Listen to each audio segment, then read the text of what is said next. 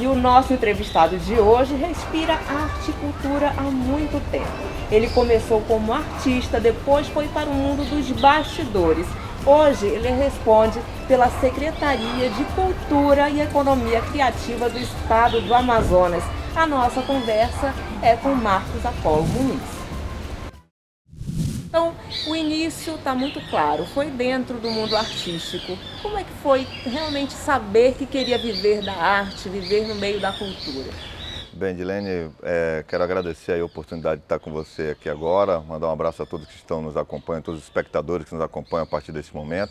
Estamos aqui do Palácio Rio Negro, aqui do quintal do Palácio Rio Negro, né, curtindo aqui um pouco a natureza, o som dos pássaros. E a minha história começa justamente quando criança ainda, por volta dos 10 anos, quando eu tive a primeira oportunidade, inclusive, de assistir um espetáculo no Teatro Amazonas, naquela época, e naquele momento já me encantei, né? Então, o grupo que ali estava, tinha uma pessoa que eu conhecia ali do bairro, que me apresentou ao então Titio Barbosa, e a partir dali eu comecei então a fazer teatro, depois animação de festas, e aí comecei posteriormente uma série de cursos de formação de teatro, interpretação, ainda no antigo Teatro dos Artistas e dos Estudantes, ali na Ramos Ferreira, que é o nosso hoje Américo Alvarez.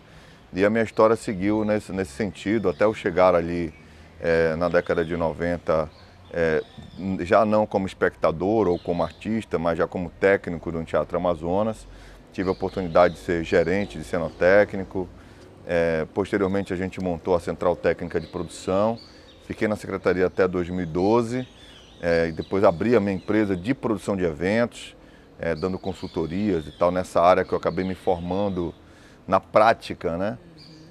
Tenho uma formação acadêmica aí na área de arquitetura e urbanismo, uma pós-graduação em gestão e produção de eventos, mas o fazer cultural, o fazer diário, essa experiência na prática realmente que me tornou aí mais seguro para continuar nesse caminho. O Titio Barbosa descobriu muitos artistas, eu tive a oportunidade de conhecê-lo no início da minha carreira como jornalista.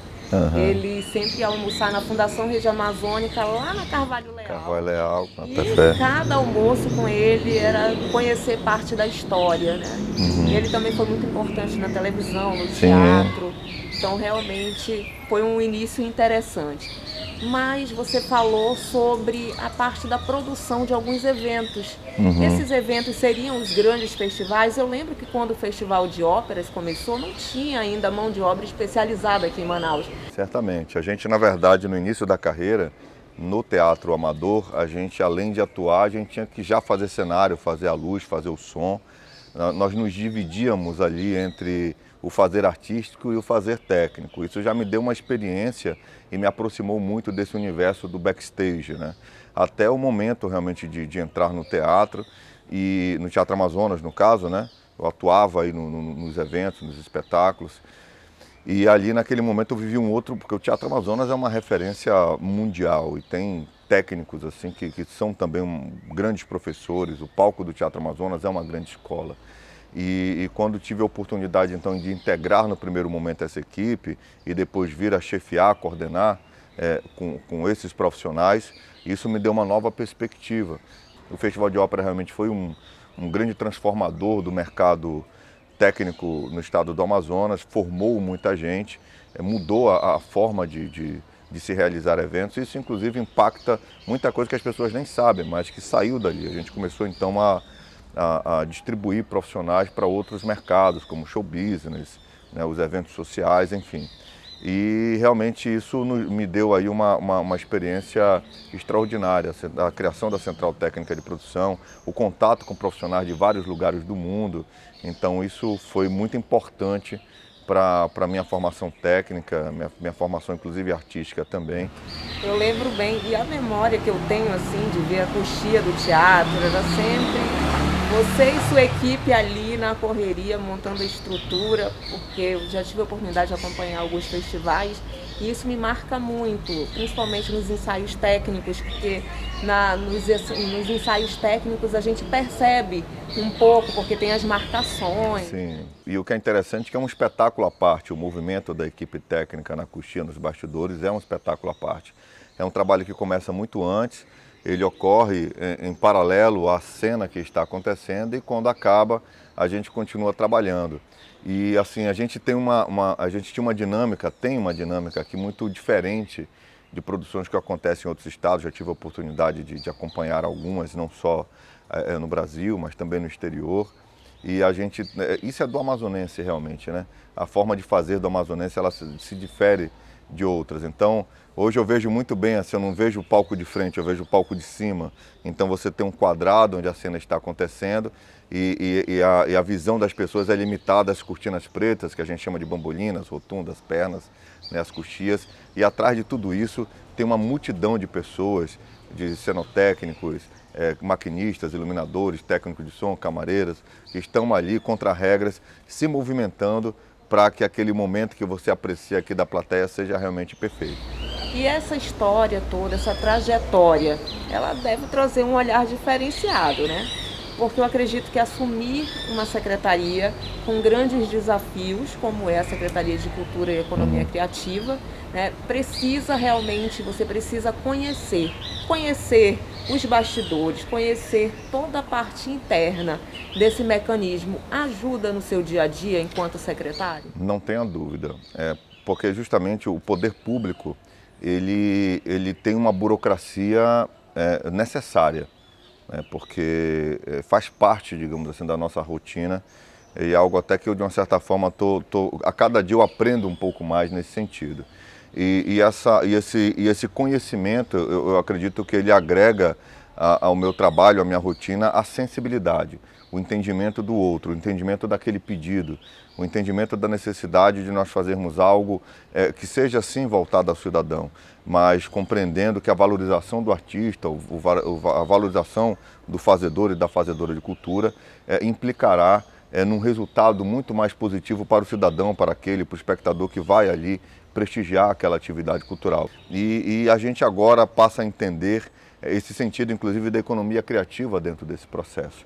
Porque a economia criativa, na verdade, ela já faz parte das nossas atividades, mas a partir da integração da economia criativa na parte da cultura, a gente começa a ter um outro olhar, a entender que não é a cultura pela cultura, mas a cultura como geradora de vetores, de números aí que são realmente expressivos e que impactam diretamente na economia do nosso estado, na geração de trabalho, de emprego, renda e qualidade de vida. Mas a gente sabe que muitas atividades são concentradas na capital, porém o interior também tem seus movimentos culturais, suas agremiações, e como que a Secretaria tem se organizado para fazer com que os municípios também voltem a esse cenário da cultura? Bem, a gente tem um diálogo muito próximo com absolutamente todos os municípios. Por exemplo, tem um grupo de WhatsApp onde a gente tem uns 61 municípios lá. A capital não está, mas a gente tem um diálogo mais presencial, mais direto, mais próximo aqui.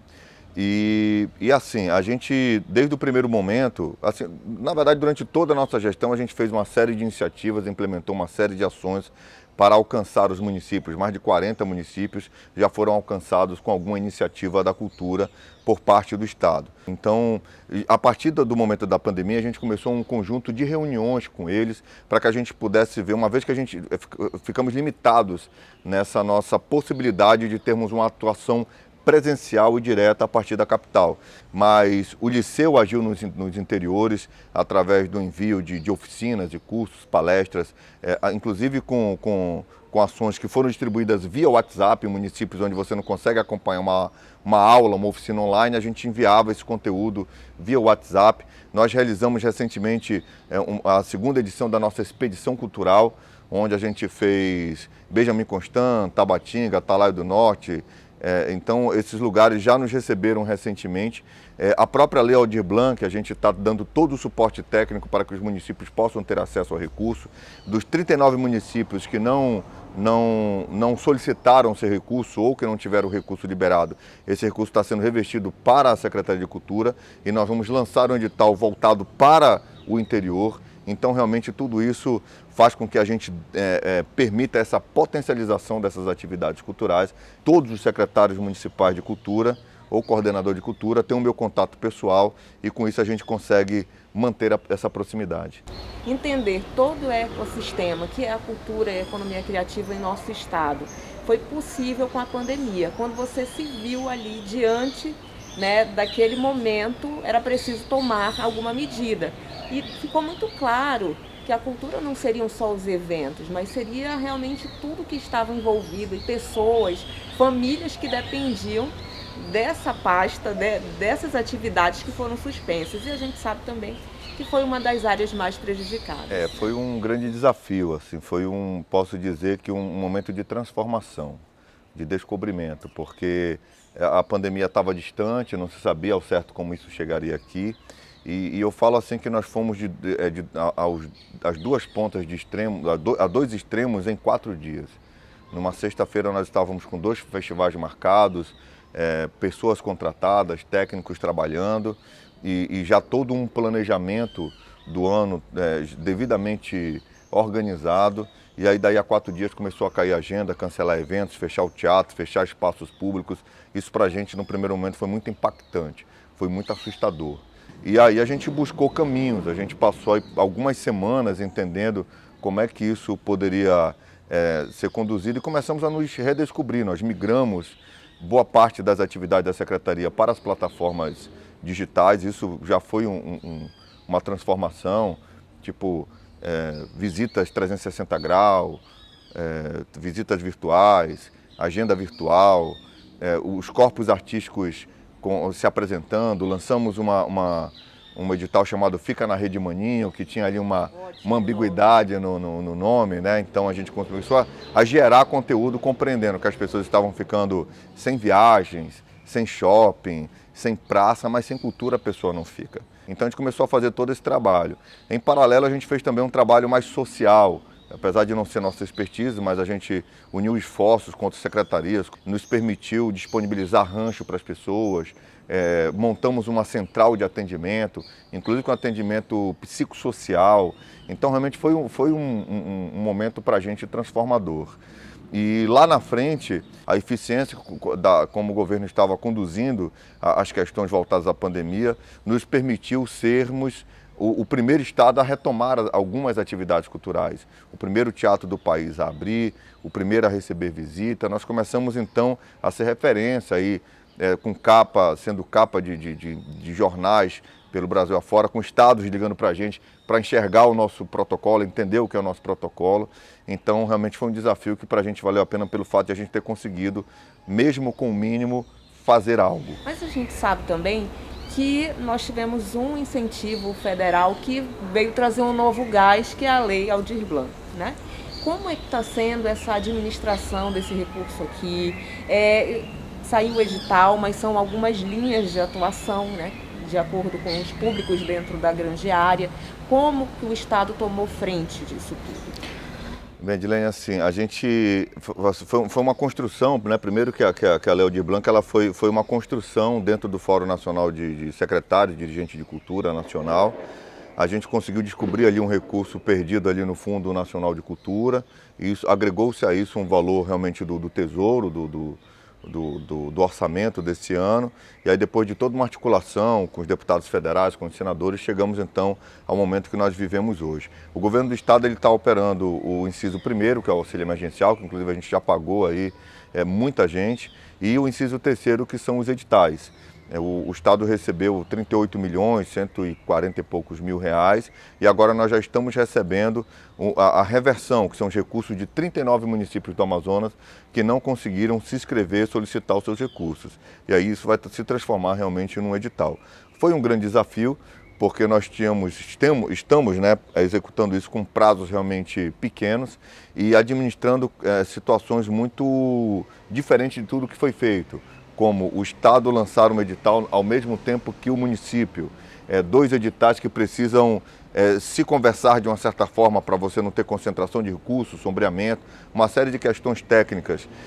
E acima de tudo, a divisão desse recurso de forma eficiente. Então, para a gente realmente está sendo um grande desafio, mas a gente espera, ao final, ter conseguido distribuir esse recurso de uma forma muito democrática e o mais eficiente possível, para que a gente possa minimizar realmente um pouco esse impacto, e aí a gente dá mais um passo em direção a esse outro momento que vai ser realmente o momento da retomada econômica. Há algumas semanas a gente já percebe um certo movimento na agenda cultural. A novidade é que os eventos são híbridos, né, como a gente pode observar. Mas o que mudou? Bem, sobre a questão dos protocolos, desde quando a gente começou a reabrir os espaços, a gente fez todo um trabalho de treinamento da equipe, readequação dos espaços, sanitização desses lugares e também a questão da instalação de alguns equipamentos, como o totem de álcool em gel, solicitar a questão da obrigação do uso de máscaras. Os nossos profissionais também estão fazendo aquela questão do aferimento da temperatura na entrada e a questão do distanciamento. Por exemplo, nas visitas, vou dar um exemplo aqui do Teatro Amazonas, você tem que agendar grupos de 10 pessoas. E nos espetáculos a gente está trabalhando com até 50% da capacidade do Teatro Amazonas. E os espetáculos também. Por exemplo, os nossos corpos artísticos, como a Filarmônica, ela não está tocando completa, ela só está fazendo com pequenos grupos. O Coral do Amazonas só está fazendo o trabalho ainda virtual, eles estão treinando, ensaiando, trabalhando de forma remota. E a questão também do procedimento de agendamento, tanto para a visita como para os espetáculos. A gente está atendendo absolutamente todos os públicos. Todos. Bom, nós já estamos ansiosos aí para saber o que vem pela frente. Temos o fim de ano, tradicionalmente nós tínhamos aquele grande momento do Natal, né? Com a Lei Aldir Blanc também vamos ter outros eventos agora. Como é que fica? Quais são as novidades? A gente já começou aí essa proximidade com o final de ano, com a questão realmente da partida da nossa segunda edição da Expedição Cultural. Estamos agora com o encontro de economia criativa. Realizamos aí, está em andamento a questão do Bora pro Parque. Estamos com... nós temos também o Domingo Autoral, que está acontecendo ali no Teatro da Instalação. E no dia 6 a gente reestreia a Caixa Mágica do Natal, que foi um espetáculo que nós realizamos no ano passado, que recebeu algumas premiações.